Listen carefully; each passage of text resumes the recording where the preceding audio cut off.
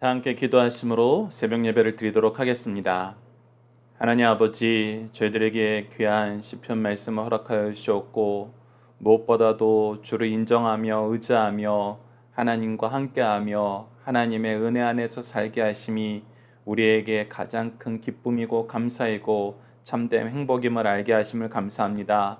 저희들 은혜를 잘 사용하도록 하나님께서 저희들에게 진리의 말씀을 주셨는데 이 은혜를 잘못 사용하여서 도리어 하나님을 반역하고 하나님을 욕되게 하는 삶을 살지 않도록 인도하여 주셨고, 오직 주의 뜻을 힘입어 그 앞에 순종함으로 하나님 나라의 역사를 확장하는데 쓰임받는 축복의 통로들이 될 수 있도록 하나님 인도하여 주시옵소서. 함께 하심을 믿사오며 예수님 이름으로 기도드리옵나이다. 아멘.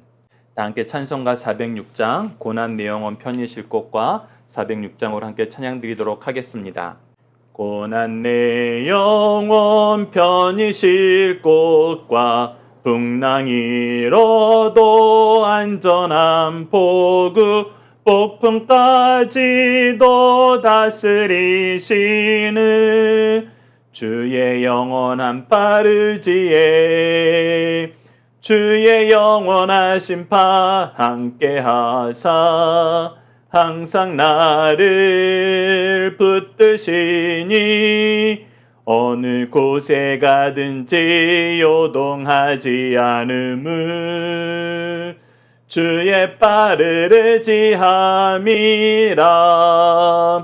세상 친구들 나를 버려도 예수 늘 함께 동행함으로 주의 은혜가 충만하리니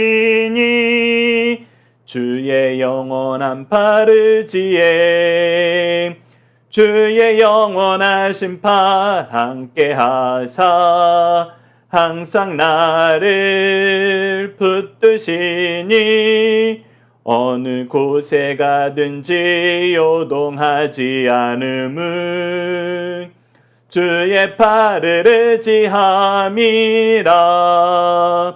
나의 믿음이 연약해져도 미리 예비한 힘을 주시며 위대할 때도 안보하시는 주의 영원한 파르지에 주의 영원한 심판 함께하사 항상 나를 붙드시니 어느 곳에 가든지 요동하지 않음은 주의 팔을 의지함이라. 능치 못한 것 주께 없으니 나의 일생을 주께 맡기며 나의 모든 짐 대신 지시는 주의 영원한 파르지에 주의 영원한 심판 함께하사 항상 나를 붙드시니 어느 곳에 가든지 요동하지 않음은 주의 팔을 의지함이라. 아멘. 사도신경을 내용으로 우리의 신앙을 하나님 앞에 정중히 고백하도록 하겠습니다. 나는 전능하신 아버지 하나님 천지의 창조주를 믿습니다. 나는 그의 유일하신 아들 우리 주 예수 그리스도를 믿습니다. 그는 성령으로 잉태되어 동정녀 마리아에게서 나시고 본디오 빌라도에게 고난을 받아 십자가에 못 박혀 죽으시고 장사된 지 사흘 만에 죽은 자 가운데에서 다시 살아나셨으며 하늘에 오르시어 전능하신 아버지 하나님 우편에 앉아 계시다가 거기로부터 살아있는 자와 죽은 자를 심판하러 오십니다. 나는 성령을 믿으며 거룩한 공교회와 성도의 교제와 죄를 용서받는 것과 몸의 부활과 영생을 믿습니다. 아멘. 오늘 우리에게 주신 하나님의 말씀, 우리가 함께 나눌 말씀은 시편 10강으로 시편 10편 1절에서 18절까지 말씀입니다. 시편 10편 1절에서 18절까지 말씀 제가 봉독해 드리도록 하겠습니다. 여호와여 어찌하여 멀리 서시며 어찌하여 환난 때에 숨으시나이까. 악한 자가 교만하여 가련한 자를 심히 압박하오니 그들이 자기가 베푼 꾀에 빠지게 하소서. 악인은 그의 마음의 욕심을 자랑하며 탐욕을 부리는 자는 여호와를 배반하여 멸시하나이다. 악인은 그의 교만한 얼굴로 말하기를 여호와께서 이를 감찰하지 아니하신다 하며 그의 모든 사상에 하나님이 없다 하나이다. 그의 길은 언제든지 견고하고 주의 심판은 높아서 그에게 미치지 못하오니 그는 모든 대적들을 멸시하며 그의 마음에 이르기를 나는 흔들리지 아니하며 대대로 환난을 당하지 아니하리라 하나이다. 그의 입에는 저주와 거짓과 포악이 충만하며 그의 혀 밑에는 잔해와 제약이 있나이다.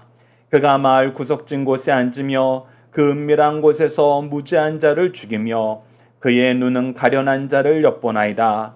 사자가 자기의 굴에 엎드린 같이 그가 은밀한 곳에 엎드려 가난한 자를 잡으려고 기다리며 자기 그물을 끌어당겨 가련한 자를 잡나이다. 그가 구불에 엎드리니 그의 포악으로 말미암아 가련한 자들이 넘어지나이다. 그가 그의 마음에 이르기를 하나님이 잊으셨고 그의 얼굴을 가리셨으니 영원히 보지 아니하리라 하나이다. 여호와여 일어나소서. 하나님이여 손을 드옵소서. 가난한 자들이 잊지 마옵소서. 어찌하여 악인이 하나님을 멸시하며 그의 마음에 이르기를 주는 감찰하지 아니하리라 하나이까.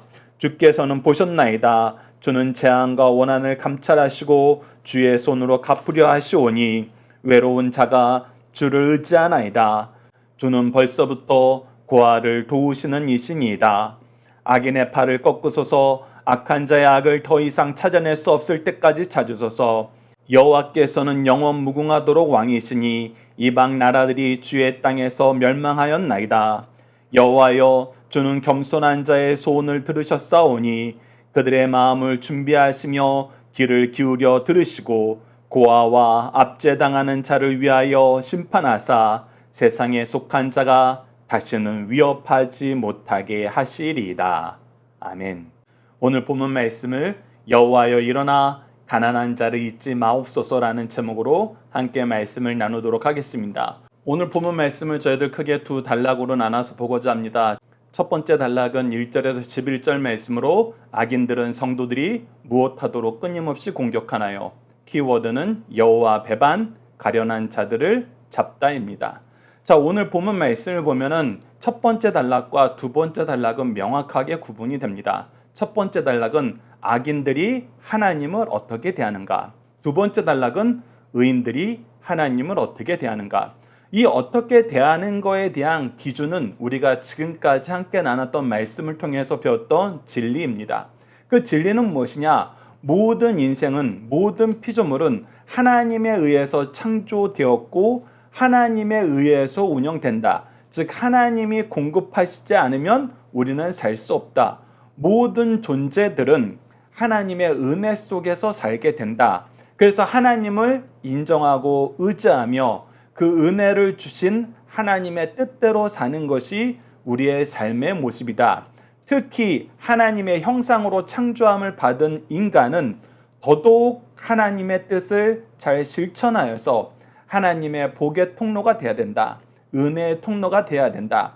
이것이 하나님께서 성경을 통해서 이 세상을 창조하시고 다스리는데 우리에게 정하신 질서, 진리라는 것을 우리가 배웠습니다. 그런데 악인들은 이것을 인정하지 않아요. 우리의 모든 것이 하나님의 은혜임을 인정하지 않아요. 그러니까 누구의 뜻을 따르지 않아요? 하나님의 뜻을 따르지 않아요. 하나님의 뜻을 따르지 않을 때 어떠한 특징이 나타나느냐? 그것이 바로 오늘 1절에서 11절에 계속해서 기록되어 있습니다. 여러분들 보십시오. 1절입니다. 여호와여 어찌하여 멀리 서시며 어찌하여 환난 때에 숨으시나이까. 자, 지금 우리가 환난을 당하고 있어요. 근데 그 환난을 당할 때 환난을 주는 우리를 공격하는 그 주체들이 어떤 자들인가 라고 했을 때 2절서부터 11절까지 반복돼서 나오는데 악한 자, 악인, 악인은 그의 길, 그의 마음, 그의 입, 그가 하는 일, 그가 라고 얘기하면서 끊임없이 악인들이 하는 일, 악인들이 하는 말, 악인들이 행하는 그 삶의 방향, 이것이 이렇다라고 얘기하는데 이렇다 하면서 계속해서 나타나는 것이 무엇이면 그들이 우리를 공격하나이다. 그들이 우리를 잡으려 하나이다. 그런데 그들 앞에서 우리는 어떤 자다? 연약한 자다. 자, 이제 여기서 다시 한번 연약한 자, 가난한 자라는 표현을 우리가 다시 한번 주목하여 봅시다. 우리가 지난 시간에도 하나님 앞에 가난한 자는 어떤 자들인가 라고 했을 때 여러분들 팔복 말씀을 잘 기억해 달라고 부탁을 드렸습니다. 팔복 말씀을 시작할 때 어떻게 시작합니까? 심령이 가난한 자는 복이 있나니 천국이 그들의 것이며. 자, 근데 여기서 우리가 특별하게 주목하여 볼 단어가 무엇이다? 바로 가난이다. 가난은 원어적인 뜻이 무엇이냐라고 봤더니 은혜가 아니면 살 수 없는 존재.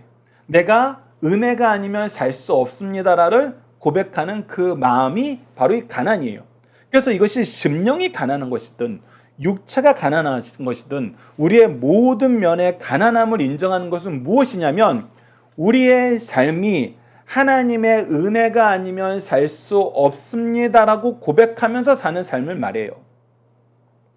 그래서 여러분들 우리가 성경을 통해서 가난한 자를 압제하는 이 세력자들을 우리가 볼 때 이 세력자들을 이기려면 우리가 어떻게 해야 돼? 이 가난에서 벗어나야 돼. 가난에서 벗어나는 방법은 무엇이야? 열심히 일하면 돼. 열심히 일하면 하나님이 복 주셔. 그러면 우리가 복을 가지고 힘을 얻으면 더 이상 아무도 우리를 괴롭히지 못할 거야 라고 생각하면서 이런 방향으로 우리의 삶의 방향을 정하고 그 일에 합심하여 노력하는 길을 가는 사람들이 있어요. 사실 대한민국이 경제적으로 발전할 때 이런 개념이 굉장히 컸어요. 그런데 여러분들 우리가 조금 전에 나왔던 이 가난이라는 단어의 본질적인 의미를 탐구하면은 우리가 열심히 일해서 강해지면은 아무도 우리를 못 건드릴 거야 라는 것은 우리가 이 가난이라는 말을 올바로 해석한 거예요? 잘못 해석한 거예요? 그거 잘못 해석한 거예요. 왜? 가난은 무엇을 인정하는 거냐면 하나님의 은혜가 아니면 살 수 없는 존재라는 걸 인정하는 거였어요. 그런데 우리가 가난에서 벗어나서 부자가 되면은 더 이상 하나님 의지하지 않아도 돼라는 사상으로 발전한다면은 그것이 그래서 우리가 경제적으로 부해지는 것, 지식적으로 부해지는 것, 세상적인 지위로 부해지는 것이 이제 우리는 문제가 다 해결된 삶의 모습이라고 인정하면은 우리는 오늘 본문 말씀에서 1절에서 11절, 특히 2절에서 11절까지 나타나는 악인들의 마음으로 변질될 가능성이 너무나 많은 거예요. 왜? 이제 더 이상 우리가 하나님의 은혜 없이도 살 수 있어 이렇게 돼버리거든요. 그래서 예전에 박유일 목사님이 설교를 하실 때 우리가 너무나 가난했던 70년대를 지나서 80년대, 90년대를 지나면서 사람들이 성장할 때 박유일 목사님이 목회하시던 지역은 옛날에 굉장히 가난했다가 나중에는 목동 아파트 단지로 개발되는 그 과정까지 겪었었는데 그래서 처음에 목회를 시작할 때는 자가주택을 가지고 있는 집은 박유일 목사님 집밖에 없었어요. 저희 집밖에 없었죠. 다들 자기 집이 없었어요. 그런데 열심히 일해서 수고해서 집을 사게 되었을 때 대부분의 성도들이 감사 예배를 드리면서 그 얘기를 했대요. 이렇게 된 것은 다 하나님의 은혜입니다. 하나님이 저를 복 주셔서 그런 겁니다. 그런데 이제 아파트 단지가 막 들어서고 개발붐이 일어나고 부동산 투자에 대한 개념이 대입되고 여러 가지 일들이 발생하고 그 안에서 부의 편차가 이게 점점 벌어지고 나니까 예전에는 모든 것이 하나님의 은혜라고 얘기했던 분들이 이제 뭐라고 얘기하냐면 그때 내가 잘해서 이렇게 됐지. 그때 내 선택이 옳았지. 당신들도 내 말 들었으면 좋았을 텐데. 그러면서 하나님의 은혜는 사라지고 자기의 의가 자기의 업적이 앞으로 나오다는 거예요. 그런데 거기서 멈춰주면 또 그나마 다행인데 그 다음에 그가 어려워졌을 때 힘들어졌을 때 하나님 이러면 안 되죠. 하나님 저한테 어떻게 이럴 수 있어요? 제가 얼마나 열심히 하나님 섬겼는데 이거 왜 뺏어가요? 그러면서 하나님이 주신 것을 알았으면 주시는 분도 하나님이시오, 걷어가는 분도 하나님이라는 이 믿음이라도 지켰으면 다행인데, 이건 내가 얼마나 열심히 해서 얻은 건데 하나님 나에게 이러실 수는 없지 하면서 하나님을 모욕하고 하나님을 떠나는 삶으로 잘못된 길로 가는 경우가 있을 수 있었다는 겁니다. 그랬을 때 영적인 지도자들이 굉장히 어려운 거예요. 우리가 일희일비하게 되는 거, 그거는 뭐예요? 우리가 예전에는 하나님 은혜 아니면 살 수 없어요 그러다가 조금 채워지면은 이제 내가 잘난 맛에 사는 거지, 내가 잘해서 사는 거지 라고 변질되더란 거예요. 그런데 오늘 이 악인들의 모습이 마치 그것과 같아요. 잘 보십시오. 여러분 2절부터 보시죠. 악한 자가 교만하여. 자, 어떻게 됐어요? 교만해졌어요. 나니까 잘했지, 나니까 이 정도지 라고 얘기하게 되는 거예요. 가련한 자를 심히 압박하오니. 그래서 연약한 자들을 압박하는 삶을 산다는 거예요. 야, 너희들이 그래서 안 돼. 그것이 정서적이건 실질적으로 약탈로 이어지건 어떤 면이든 이제 압박하는 삶을 산다는 것입니다. 그들이 자기가 베푼 꾀에 빠지게 하소서. 그러면서 우리가 기도할 수 있는 방법은 그들의 죄악으로 넘어지게 하여 주시옵소서라는 그 기도밖에 못해요. 그러면서 악인의 특징을 좀 더 계속해서 구체적으로 보여줍니다. 악인은 그의 마음의 욕심을 자랑하며 탐욕을 부리는 자는 여호와를 배반하여 멸시하나니. 자, 그래서 이제 그가 잘된 것은 무엇 때문에 됐다는 거예요? 내가 욕심이 많아서, 야망이 커서, 꿈이 컸기 때문에 일이 됐고, 너희들이 잘못된 것은 여전히 하나님께 달라고 기도만 했기 때문이다. 그러면서 하나님이 공급해 주시는 걸 거부하고 내가 얻어야 된다라는 그런 잘못된 사상으로 간다는 거예요.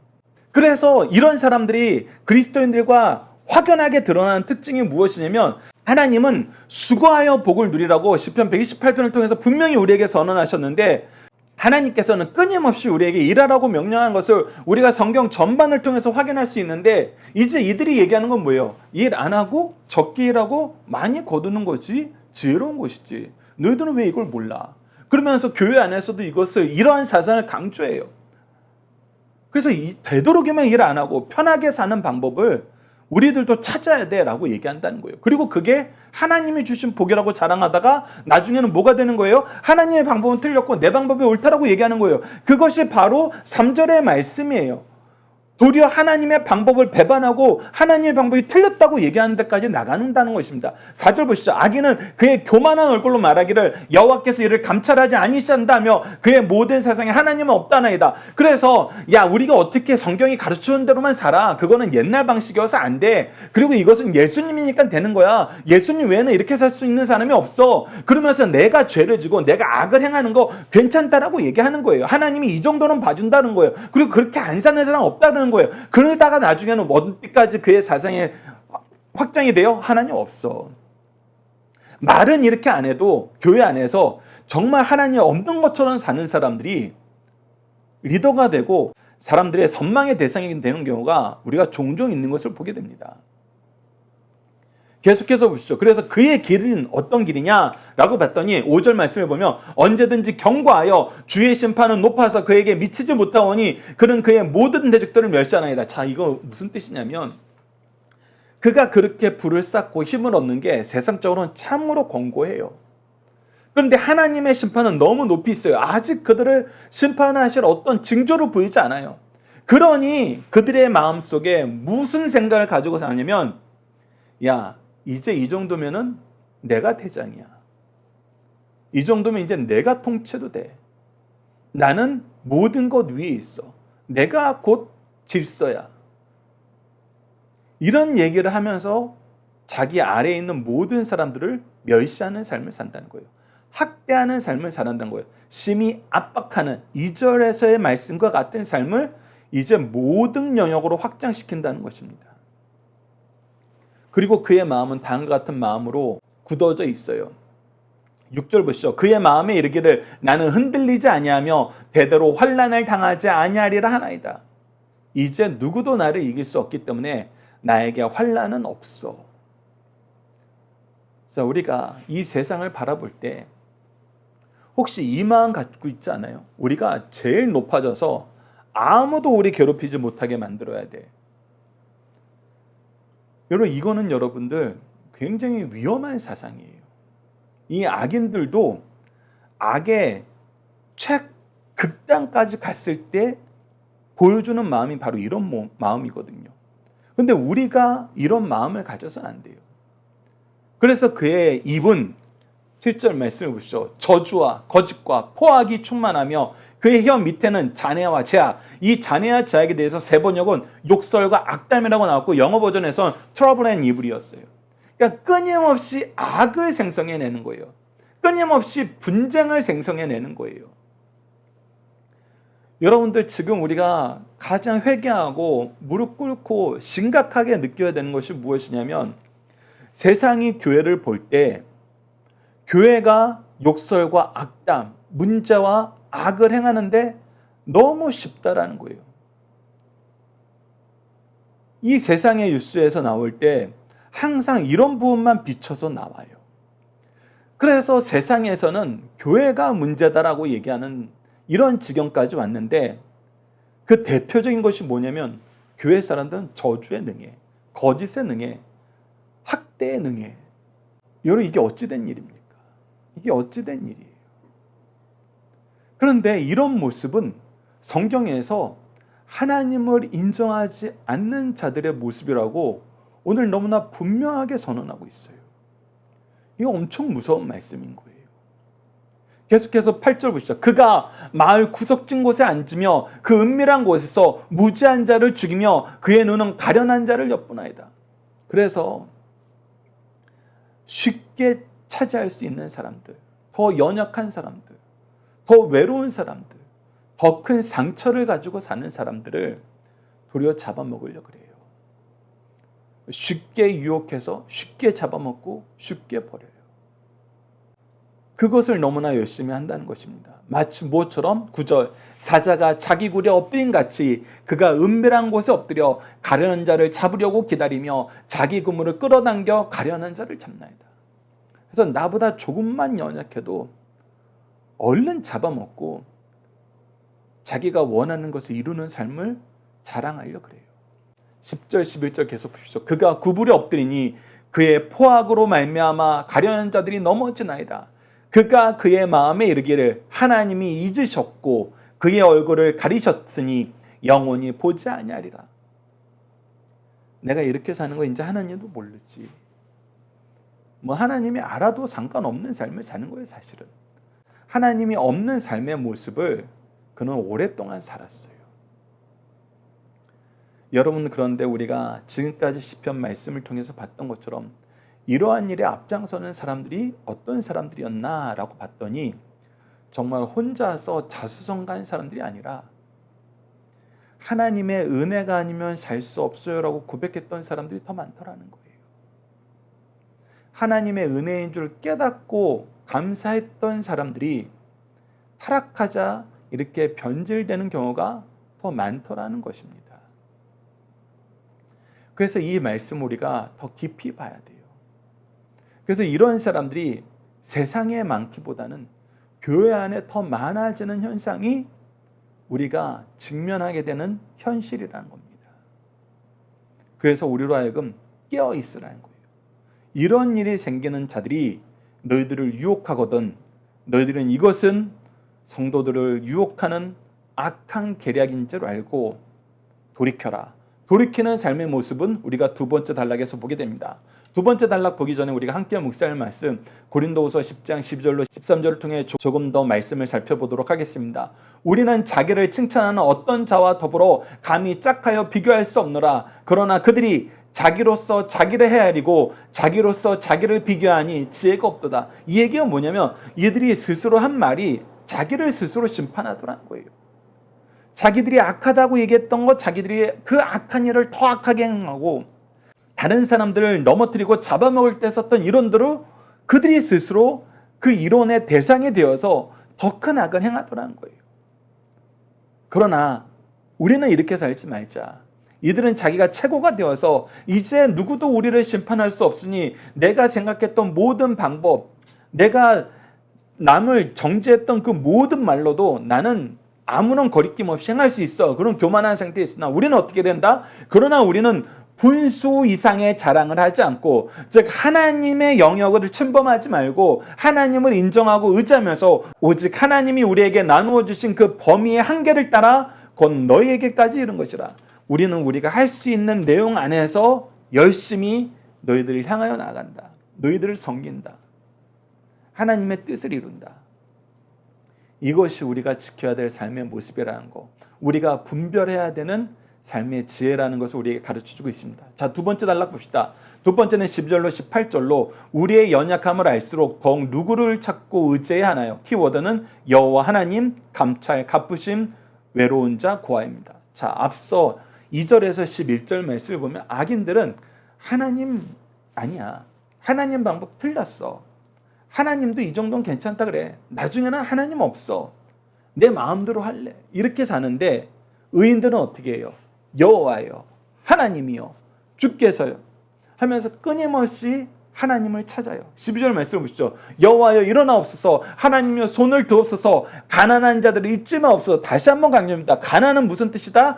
하나님의 은혜가 아니면 살 수 없음을 인정하는 모든 삶을 이 가난이란 말로 표현하고 있다. 그래서 이것은 우리가 경제적으로 많이 있고 적고 있음으로 변할 수 없고, 우리가 지식적으로 많이 알고 적게 함으로 변할 수 없고, 우리가 이 세상 지위에서 높고 낮음으로 변할 수 없는 마음이 바로 이 가난한 마음이다. 가난한 심령이다. 그래서 우리는 항상 하나님의 은혜가 아니면 살 수 없는 존재라는 것을 인정하면서 그 안에서 살아야 된다. 그런데 지금 어떠한 자들이 날뛰고 있다? 13절 보시죠. 어찌하여 악인이 하나님을 멸시하며 그의 마음에 이르기를 주는 감찰하지 아니하시라 하나이까. 야, 하나님이 주신 은혜로 사는 거 그거 다 옛날 말이야. 지금은 열심히 뺏어야 돼. 열심히 차지해야 돼. 선점해야 돼. 그게 지혜야 라고 얘기하면서 하나님 방법 틀렸다라고 얘기해요. 교회 안에서 너무 당당하게 얘기해요. 그리고 겉모습만 이게 하나님의 축복이자라고 얘기하면서 하나님의 이름을 자기의 악을 포장하는데 이용만 하는 사람들이 있어요. 그런데 그것이 무엇하는 거다? 하나님을 멸시하는 거다. 이런 자들을 하나님이 감찰하시는데, 이들은 이 하나님의 감찰권까지도 이제 부인하는 삶을 사는 데까지 이르렀다. 그래서 우리가 더더욱 하나님께 기도합니다. 14절 보십시오. 주께서는 보셨나이다. 하나님 모든 것을 보세요. 모든 걸 감찰해요. 주는 재앙과 원한을 감찰하시고 주의 손으로 갚으려 하시오니 그리고 반드시 심판하여 외로운 자가 주를 의지하나이다. 그래서 우리는, 세상 사람들은 다 하나님의 방법, 하나님의 통치, 하나님의 감찰, 하나님의 심판, 하나님의 구원 이제 없다고 하는데, 우리는 외롭게 살아도, 우리는 홀로라도 하나님을 의지합니다. 주는 벌써부터 고아를 도우시는 이신이다. 그러면 우리가 항상 확인하게 되는 거, 하나님이 도우신다. 하나님이 우리의 피난처 되신다. 하나님이 우리의 산성 되신다. 하나님이 우리의 구원의 팔 되신다. 저들의 심판하는 심판의 규가 되신다라고 얘기하는 거예요. 자, 그래서 우리는 담대하게 선언할 수 있습니다. 15절 보시죠. 악인의 팔을 꺾으소서, 악한 자의 악을 더 이상 찾아낼 수 없을 때까지 찾으소서. 여호와께서는 영원무궁하도록 왕이시니. 분명히 선언합니다. 이 세상 권세자들은 하나님이 정해진 그 구역 안에서, 범위 안에서만 그 권세를 펼칠 수 있어요. 모든 것을 다스리는 영원한 왕은 우리 주님이세요. 이방 나라들이 주의 땅에서 멸망하였나이다. 분명히 보여줘요. 세상 모든 학문, 세상 모든 방식, 하나님을 대적하는 모든 사상은 하나님께서 멸망시키셨어요. 하나님이 얼마나 이 나라를 하나님의 역사 안에서 지배하고 계시는지를 우리에게 보여줘요. 그래서 우리는 하나님이 기뻐하시는 삶의 모습을 계속해서 유지합니다. 17절, 18절 보시죠. 여호와여, 주는 겸손한 자의 소원을 들으셨사오니. 어떤 자의 소원을 들어요? 겸손한 자. 하나님의 말씀에, 하나님의 방법에 겸손한 자. 이 겸손한 자들이 세상 사람들을 향하여 어떤 태도를 가져요? 섬기는 삶을 살아요. 하나님이 주신 은혜를 우리가 은혜에 빚진 자로서 하나님의 뜻대로 사용해야 된다. 그래서 겸손한 삶을 살아요. 그들의 마음을 준비하시며 귀를 기울여 들으시고 이제 그들을 쓰시는 시기가 왔다는 거예요. 우리를 쓰시는 시기가 왔다는 것입니다. 고아와 압제당하는 자를 위하여 심판하사 세상에 속한 자가 다시는 위협하지 못하게 하시리이다. 우리가 보여주는 것은 하나님이 연약한 자를 돌보신다. 가난한 자를 돌보신다. 그의 은혜가 아니면 살 수 없다고 고백하는 모든 사람들에게 구원이 되신다. 그리고 우리는 그 구원을 선포하는 주의 종이다. 하나님이 세우신 왕이다, 선지자다, 제사장이다. 그래서 누구도 이제 이 하나님의 통치권을, 하나님이 심판하심을, 구원하심을, 창조주 되심을 위협하지 못하게, 거역하지 못하게, 부인하지 못하게 하신다는 것입니다. 우리 함께 묵상할 말씀 보도록 하겠습니다. 출애굽기 22장 21절 보십시오. 우리가 이것을 알았으면 우리가 이젠 살만해졌을 때에도 어떻게 살아야 돼요? 여전히 하나님의 은혜를 의지하면서 이 은혜의 통로가 될 삶을 살아야 돼요. 그것을 출애굽기 22장 21절에서 이렇게 표현해 줍니다. 너는 이방 나그네를 압제하지 말며, 우리가 이제 조금 살만해졌을 때 너희들이 너희들보다 연약한 자들을 압제하지 말라. 그를 학대하지 말라. 너희도 애굽 땅에서 나그네였습니다. 하나님은 항상 은혜의 통로가, 축복의 통로가, 자비의 통로가 되길 원하신다. 시편 81편 3절을 보시죠. 가난한 자와 고아를 위하여 판단하며 곤란한 자와 빈궁한 자에게 공의를 베풀지어다. 우리는 하나님의 마음으로 연약한 자를 돌보는 것이 우리의 삶의 내용이 되어야 된다는 거예요. 이것을 여러분들 꼭 기억해 주시기 바랍니다. 함께 묵상할 말씀 보도록 하겠습니다. 첫째, 악인들은 하나님과 그의 심판을 믿지 않으며 죄를 두려워하지 않는다. 악인이라 하나님을 믿지 않는 자들이다. 하나님을 믿지 아니하면 죄를 두려워하지 않고 심판이 없다고 생각한다. 그 결과 그의 삶은 죄로 가득 채워지고 자신이 범죄하는 것을 넘어 성도들을 괴롭게 하고 핍박하게 된다. 그러나 하나님을 믿는 자는 하나님을 두려워할 뿐 아니라 죄를 두려워하며 이웃까지 사랑하고 섬기게 된다. 두 번째, 하나님은 공의로 다스리시며 악인을 심판하시고 의인의 기도를 들으신다. 성도는 죄악 세상에 살면서 늘 기도한다. 특히 어려운 일을 당할 때 더욱 기도하게 된다. 하지만 악인들은 성도들이 기도할 때 하나님이 무엇을 보시고 무엇을 심판한가라며 비웃고 멸시한다. 그러나 하나님의 공의는 잠잠하실 수 없다. 하나님은 악인들을 심판하셔 그 뿌리를 뽑으시고 악의 도구까지 소멸하신다. 동시에 주를 의지하는 의인들을 도우시고 그들을 높이 들어 쓰신다. 악인의 교만과 번영은 잠깐이요 하나님의 공의로운 심판은 반드시 실현된다는 것을 우리에게 가르쳐주고 있습니다. 세 번째, 하나님은 의로우시고 겸손한 자의 소원을 들어주신다. 세상 역사는 지혜롭고 강한 자가 주도하는 것처럼 보이지만 사실은 자비롭고 겸손한 자가 끌고 가고 있다. 또한 악인들이 득세하는 것을 볼 때 하나님의 심판을 얻고 정의가 아닌 힘의 논리대로 세상을 끌려가는 것처럼 보이지만 사실은 의인들과 겸손한 자들이 쓰임받고 그들에 의해 역사가 진행된다. 성도들은 어떤 경우에도 죄악의 유혹을 물리치고 하나님의 공의와 신실함을 믿고 살 것을 우리에게 가르쳐 주신 말씀입니다. 자녀들과 함께하는 기도 훈련 내용으로 함께 기도하도록 하겠습니다. 악한 자는 심판하시고 연약한 자를 구원하시는 의로우신 하나님, 우리에게 하나님의 말씀과 그리스도의 마음을 주셔서 악을 분별하게 하시고 악이 넘칠 때 더욱 간절히 기도하게 하심을 감사합니다. 우리가 연약할 때 기도하게 하시고 힘을 얻을 때에는 연약한 자를 돌보게 하셨는데 연약할 때 도리어 주님을 떠나 세상을 의지하고 힘을 얻을 때 감사하지 않고 연약한 자들을 학대함을 용서해 주소서. 우리가 하나님의 말씀과 기도를 멀리하면 악인의 길로 부지불식간에 빠져들게 됨을 경험합니다. 우리를 보호하여 주소서. 말씀과 기도로 더욱 준비하는 삶을 살게 하시고 하나님의 말씀이 기준이 되어 하나님의 방법이 믿음이 되어 죄악 세상을 이기도록 도와주소서. 예수님 이름으로 기도드립니다. 아멘. 자녀들이 세상에 오염되기 전에 먼저 말씀을 가르치고 함께 기도하게 하시고 잘못된 기준으로 살 때에는 오래 참음과 자비와 양성과 온유함으로 회복하도록 함께 기도하는 시간 되었으면 합니다. 주기도문으로 예배를 마치겠습니다. 하늘에 계신 우리 아버지, 아버지의 이름을 거룩하게 하시며 아버지의 나라가 오게 하시며 아버지의 뜻이 하늘에서와 같이 땅에서도 이루어지게 하소서.